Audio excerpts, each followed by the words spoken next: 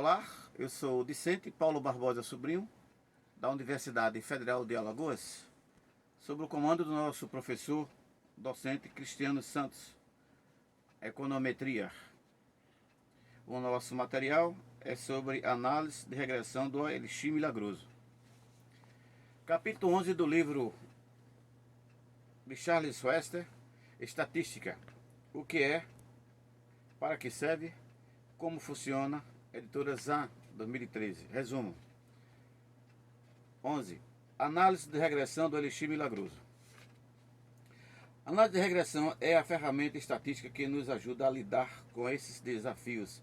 Especificamente, a análise de regressão nos permite qualificar a relação entre uma variável específica e um resultado que nos interessa quando controlamos outros fatores. Em outras palavras, podemos isolar o efeito de uma variável como tem certo tipo de emprego, enquanto mantemos os efeitos das outras variáveis constantes.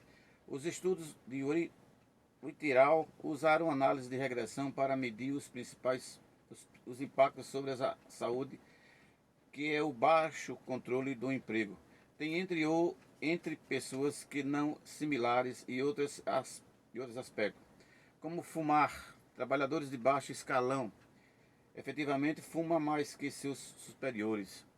E isso explica uma quantidade relativamente pequena da variação em doenças cardíacas através da hierarquia do Whittier. A análise de regressão é semelhante à pesquisa de opinião. A boa notícia é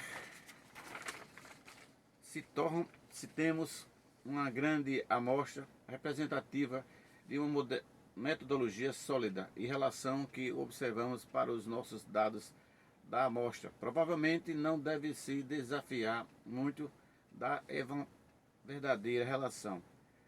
Para a população como um todo, se 10.000 pessoas que se exercitam 3 ou mais vezes por semana têm índice de doenças cardiovasculares acentuadamente mais baixo do que 10.000 pessoas que não se exercitam, mas são semelhantes em todos os outros aspectos importantes. Então temos muitas boas chances de verificar uma associação similar entre a apatia de exercício e a saúde cardiovascular para uma população mais ampla. E por isso que fazemos esses estudos. A análise de regressão feita adequadamente pode desentrelaçá-los para explicar a instituição.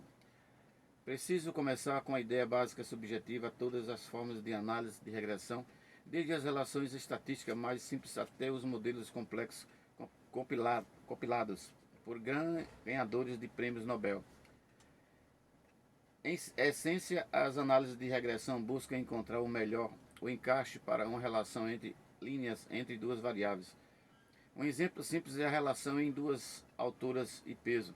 Pessoas mais altas tendem a pesar mais, embora observadamente esse não seja sempre o caso.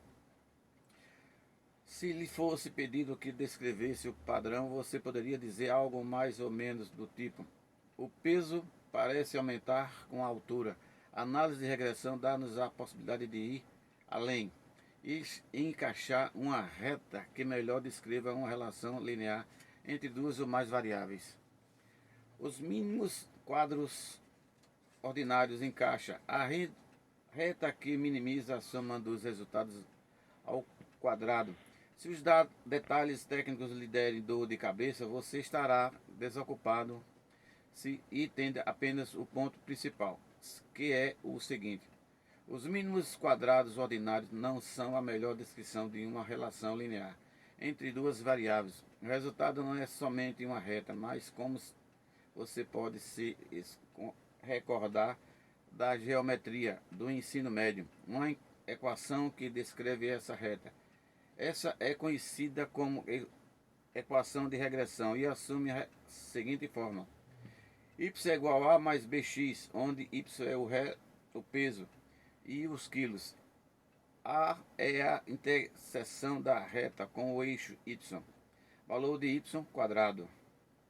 X é igual a zero. B é a inclinação da reta e x é a altura de centímetro de inclinação da reta que encaixamos B. Descreve a melhor relação linear entre altura e peso para essa amostra, conforme definida pelos mínimos quadrados ordinários. A reta de regressão com certeza não descreve perfeitamente toda a observação dos dados, mas é a melhor descrição que podemos obter para o que chamará claramente uma relação significativa entre duas altura e peso. Significa também que toda observação pode ser explicada com peso, igual a mais B, altura, mais E. E onde é um resíduo que capta a variação do peso de cada indivíduo, que não é explicada pela altura. Firmemente, significa que o nosso melhor palpite para o peso de qualquer pessoa do conjunto de dados seria A mais B, altura, mesmo que a maioria das observações não se situe exatamente em cima das retas de regressão. O resíduo ainda tem um valor esperado de zero, uma vez que qualquer pessoa da amostra tem a mesma possibilidade de pesar mais ou pesar menos do que prediz a equação de regressão. O sinal positivo ou negativo do coeficiente para uma variável, independentemente, diz o sentido de associação com a variável, dependendo do resultado que estamos tentando explicar. No caso simples, acima o coeficiente sobre a altura é possível. Pessoas mais altas tendem a pesar mais, algumas relações funcionais no sentido oposto.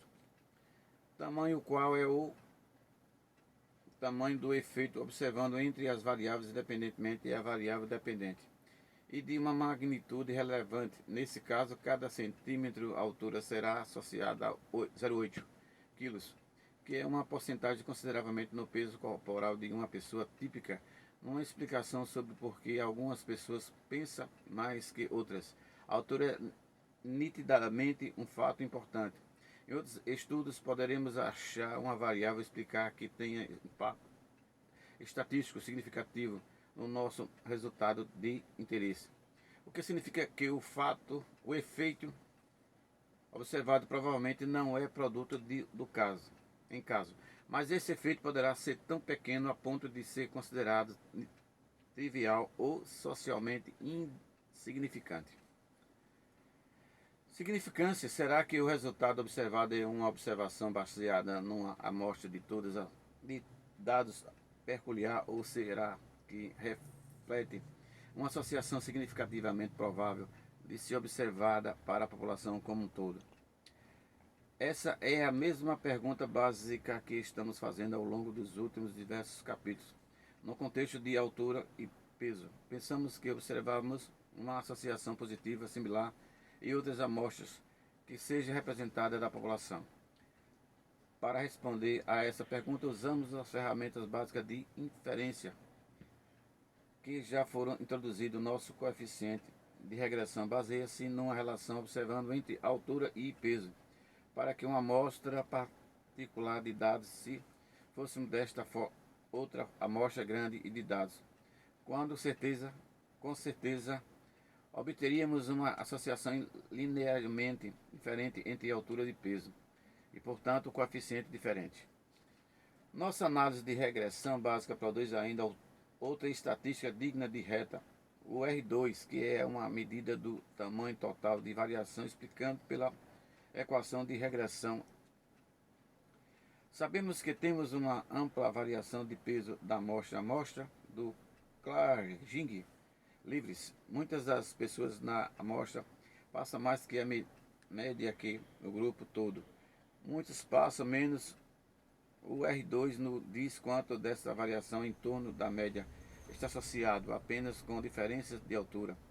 No nosso caso, a resposta de 0,25 ou 25%, o ponto mais significativo pode que 75% da variação em peso para nossa amostra permanece inexplicável. Existem claramente outros fatores além de altura que poderiam nos ajudar a entender os pesos dos participantes do Shanghai Livre. E aí que as coisas ficam mais interessantes. Na verdade, não seria engano dizer que uma alta proporção de toda a pesquisa importante feita em ciências sociais no meio século, particularmente desde o advento da computadores poderosos, baratos, se baseia na análise de regressão. A análise de regressão amplifica enormemente o método científico. Como resultado, somos mais saudáveis segundo os bens informados. Então, o que possivelmente poderá ou poderia ser ou sair errado com essa poderosa e impressionante ferramenta? A distribuição T. A distribuição T meramente acrescenta detalhes ao mesmo processo de inferência estatística que temos usado ao longo do livro. Continuamos formulando uma hipótese nula para então detê-la e considerando alguns dados observados, se os dados que observamos são altamente improváveis. Caso a hipótese nula fosse verdadeira, então rejeitamos a hipótese nula. A única coisa que muda com a distribuição T são as probabilidades subjacentes para avaliar os resultados observados. Quanto mais grossa a causa numa particular distribuição de possibilidade, por exemplo, a distribuição T para os 8 graus de liberdade, mais dispersa podemos esperar nos somos dados observados como meros resultados no caso e, portanto, menos confiante poderemos ficar e rejeitar as nossas hipóteses nulas. Muito obrigado pelo espaço. Paulo Barbosa Sobrinho. Boa noite, beijos fãs.